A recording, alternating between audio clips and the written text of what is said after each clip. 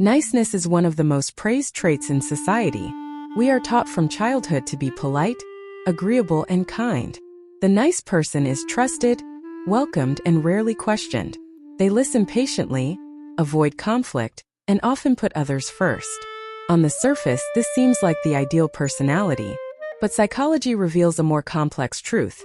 Niceness is not always the same as kindness, and in some cases, extreme niceness can hide deep emotional struggles, unexpressed anger, or unhealthy coping mechanisms.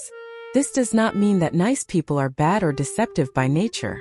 Rather, it means that niceness can sometimes be a mask, shaped by fear, trauma, or the need for control and validation. Understanding this distinction helps us build healthier relationships with others and with ourselves. Niceness versus kindness. A crucial difference. Kindness comes from authenticity. It is freely given, flexible, and does not require approval in return. A kind person can say no, set boundaries, and still care deeply.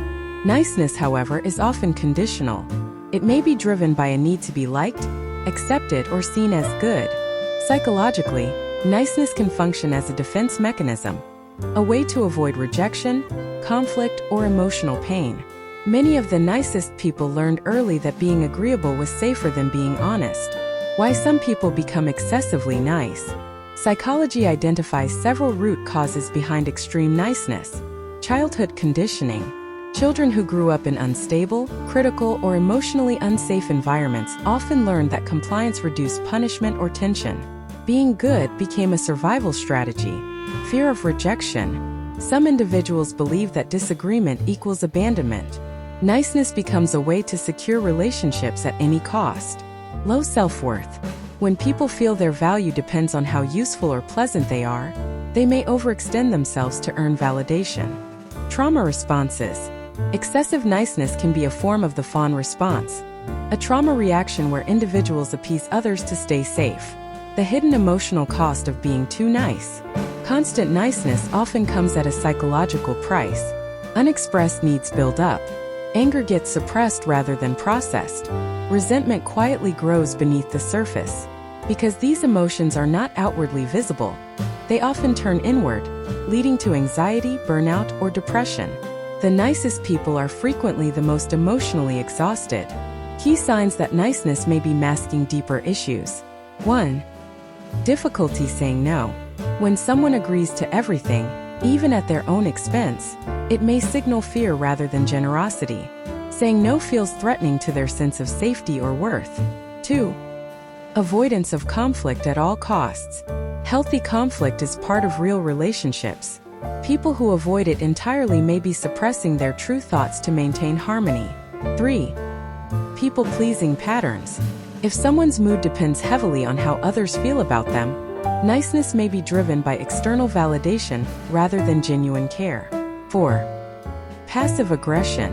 When anger cannot be expressed directly, it leaks out indirectly, through sarcasm, silence, guilt-tripping, or withdrawal. 5. Emotional explosions after long suppression. Nicest people sometimes shock others with sudden emotional outbursts. These moments are rarely random. They are the result of long-ignored feelings reaching a breaking point. The shadow side. Control through niceness.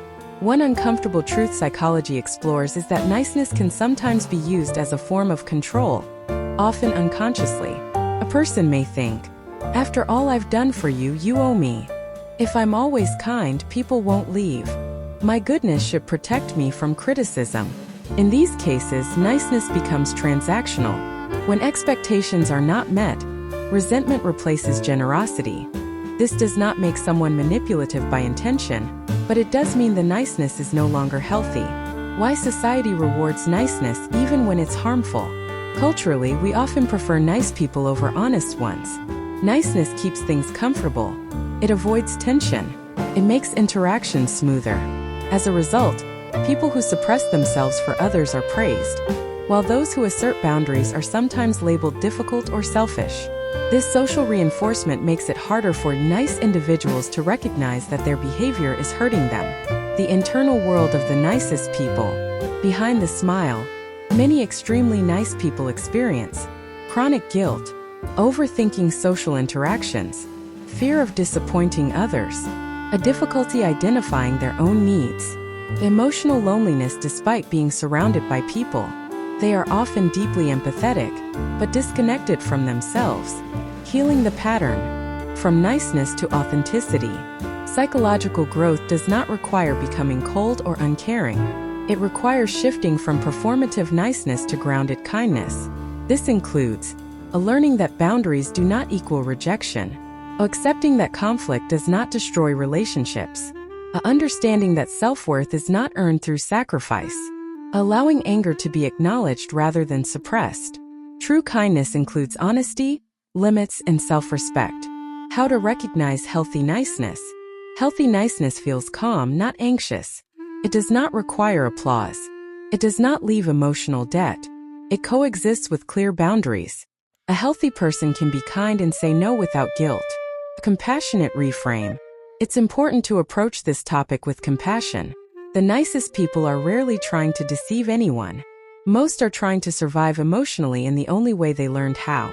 Their niceness once protected them, just may no longer serve them.